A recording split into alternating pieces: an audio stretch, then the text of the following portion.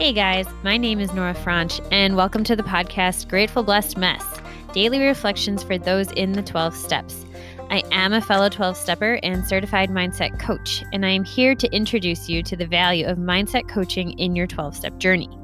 So if you feel like you are stuck in the steps, if you're slipping and sliding with your abstinence, mindset coaching may help you as it did me, and you can find me at CatholicMindsetCoaching.com.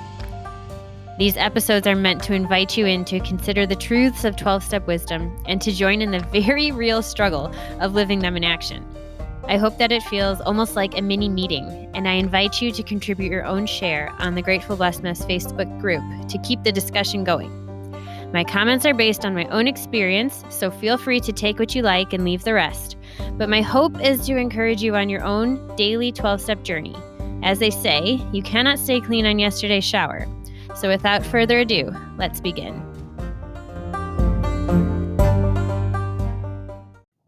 Okay, hey everyone. We are reading from A Day at a Time, November 10th. When I first came to the program, I thought that humility was just another word for weakness. But I gradually learned that there's nothing incompatible between humility and intellect, just as long as I place humility first. As soon as I began to do that, I was told I would receive the gift of faith. A faith that would work for me as it has worked and continues to work for countless others who have been freed of their addictions and have found a new way of life in the program. Have I come to believe that the actions of men are like the index of a book, that they point out what is most remarkable in them? Today I pray, may I never let my intelligence be an excuse for lack of humility. It is so easy, if I consider myself reasonably bright and capable of making decisions and handling my own affairs, to look down upon humility as a property of those less intelligent. May I remember that intelligence and humility are both higher power given. Today I will remember, if I have no humility, I have no intelligence. Interesting. I struggle to connect the two, humility and intelligence. And I think perhaps what they're getting at here is that some people say like they're too smart for their own good, or like they know so many things. How can this simple program help them? And really, it's that the two go together. And part of that is just knowing, yeah, but you're doing this stuff anyway, even though you know all those things, perhaps. But I wanted to comment more on this quote. The actions of men are like the index of a book. They point out what is most remarkable in them. And I just find that so interesting. And I heard recently that whenever somebody says or does something, particularly they're referring to when it's hurtful, it says a whole lot more about them than it does about you. And I found that very interesting because I have the tendency to personalize and make everything about me. I don't know if you can relate to that, but if somebody says something hurtful, I'm like, why would they say that to me? Why would they say something like that? As opposed to, I wonder what's going on with them, or what wounds or experiences they have in their past that would cause them to show up that way, or that would influence them to show up that way. Because we always have a choice in how we show up. And, that there's a skill to doing that. It definitely doesn't come naturally as far as I'm concerned, but it helps to know that whatever somebody says or does says a whole lot more about them than it does about you, even if they're saying something directly to you. So small example is last weekend, husband says, "You never clean." Okay, I was really offended. Okay, but let's just take that as an example. You never clean. And my first reaction, of course, in my head was to get very defensive and think of how much I clean. But you can go back. You can just wait. You can instead of like hit to the heart, instead of taking it that way, you just like you watch the arrow fly by. Instead of it piercing, you're just like, "Oh, I see that. Huh. I wonder what is going on within him that would influence him to make a comment like that?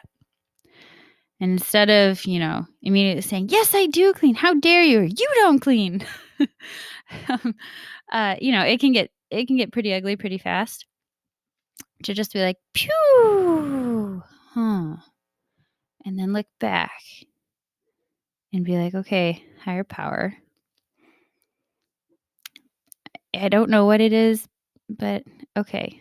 I want to try to enter into this from a place of compassion."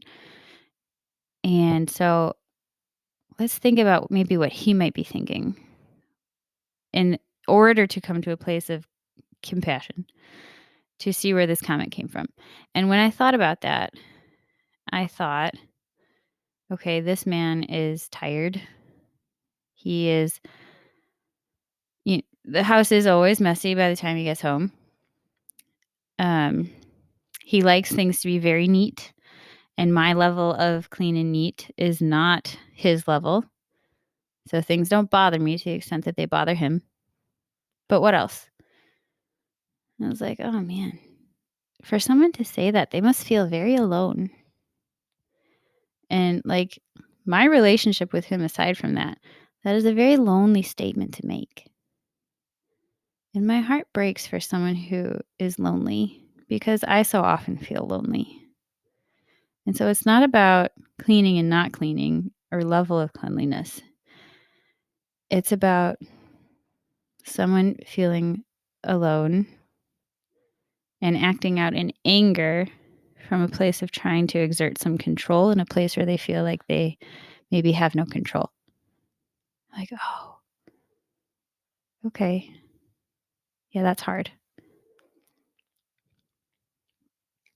And I can start to see that, that's not about me. That's his stuff going on of maybe all those things. And maybe I'm wrong.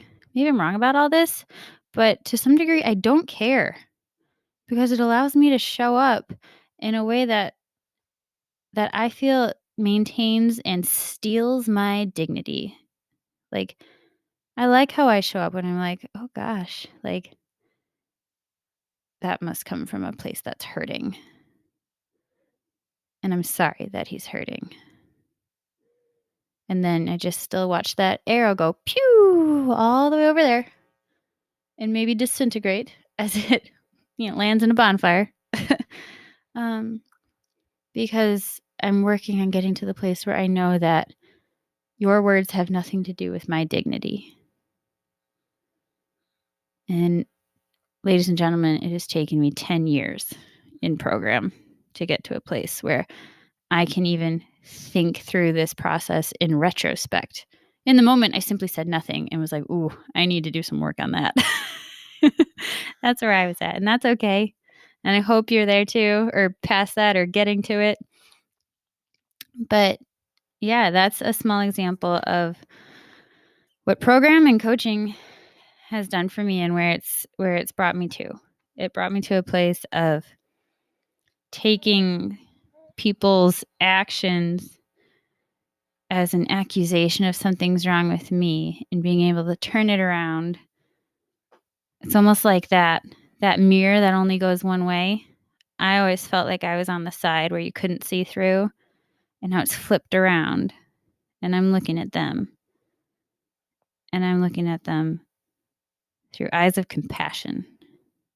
Because anyone who hurts anyone, they're doing it because they're hurting. And I know I'm hurting. And I know it sucks to be hurting and it's hard. And I do stuff that I don't even mean to do or wish I hadn't done. But I also, on the other side, know that I want to show up in a way that keeps me sober and keeps me on the road toward heaven and keeps me in a place where my behavior reflects the dignity that I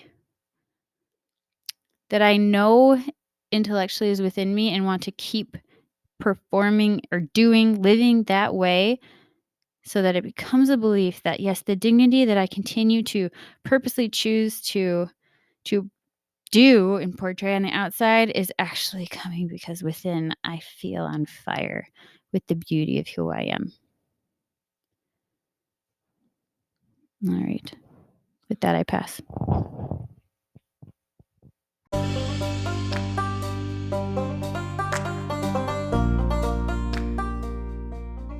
Thank you so much for listening to today's episode.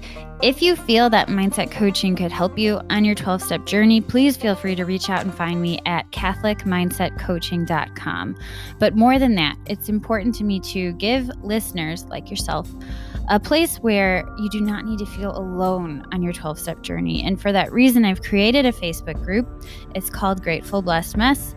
And it's a place where listeners can go to add their own commentary on the share for the day, in addition to my own, and for us just to have a conversation or start a back and forth where people can find support in their 12-step journey. This is not a replacement for 12-step work. This is something outside of the 12 steps. It is simply something that has a heart for the 12 steps and those who are in it. And so, welcome. If you are here, chances are you may also be a bit of a mess. And I hope that you can learn to find some gratitude in the blessings that have come from your messes.